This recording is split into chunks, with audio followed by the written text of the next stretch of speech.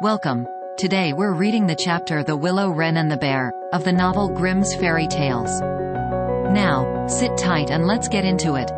Once in summertime, the bear and the wolf were walking in the forest, and the bear heard a bird singing so beautifully that he said, "Brother Wolf, what bird is it that sings so well?" "That is the king of birds," said the wolf, "before whom we must bow down." In reality, the bird was the willow-wren. "Aye, if that's the case," said the bear, "I should very much like to see his royal palace. Come, take me thither." "That is not done quite as you seem to think," said the wolf. "You must wait until the queen comes." Soon afterwards, the queen arrived with some food in her beak, and the Lord King came too, and they began to feed the young ones.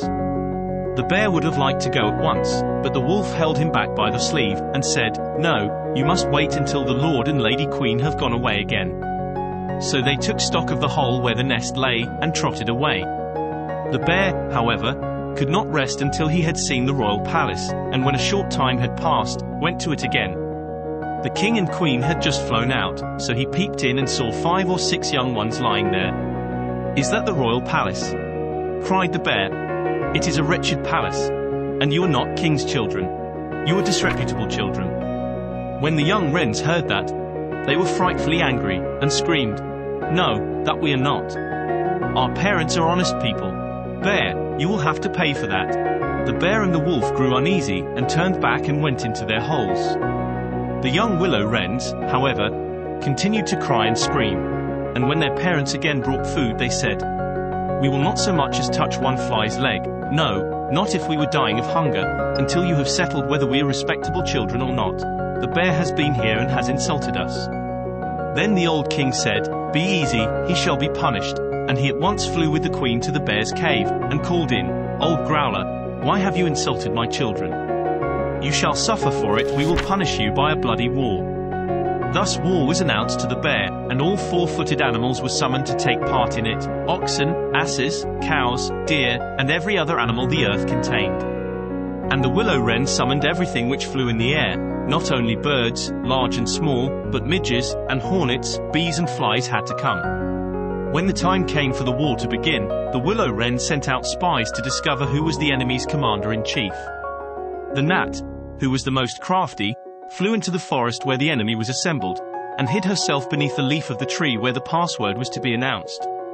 There stood the bear, and he called the fox before him and said, "Fox, you are the most cunning of all animals. You shall be general and lead us."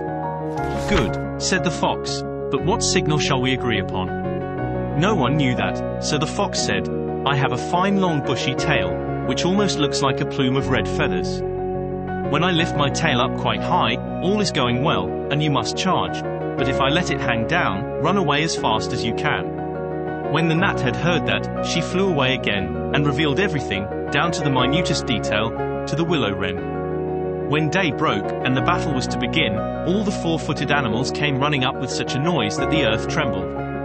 The willow-wren with his army also came flying through the air with such a humming, and whirring, and swarming that everyone was uneasy and afraid, and on both sides they advanced against each other. But the willow-wren sent down the hornet, with orders to settle beneath the fox's tail, and sting with all his might. When the fox felt the first string, he started so that he lifted one leg, from pain, but he bore it, and still kept his tail high in the air. At the second sting, he was forced to put it down for a moment. At the third, he could hold out no longer, screamed, and put his tail between his legs. When the animals saw that, they thought all was lost, and began to flee, each into his hole, and the birds had won the battle. Then the king and queen flew home to their children and cried, "Children, rejoice, eat and drink to your heart's content. We have won the battle." But the young wrens said, "We will not eat yet. The bear must come to the nest, and beg for pardon and say that we are honorable children, before we will do that." Then the willow-wren flew to the bear's hole and cried, "Growler, you are to come to the nest to my children, and beg their pardon, or else every rib of your body shall be broken." So the bear crept thither in the greatest fear, and begged their pardon. And now at last the young wrens were satisfied, and sat down together and ate and drank, and made merry till quite late into the night. Did you enjoy today's chapter of Grimm's Fairy Tales? Why not subscribe and ring the bell?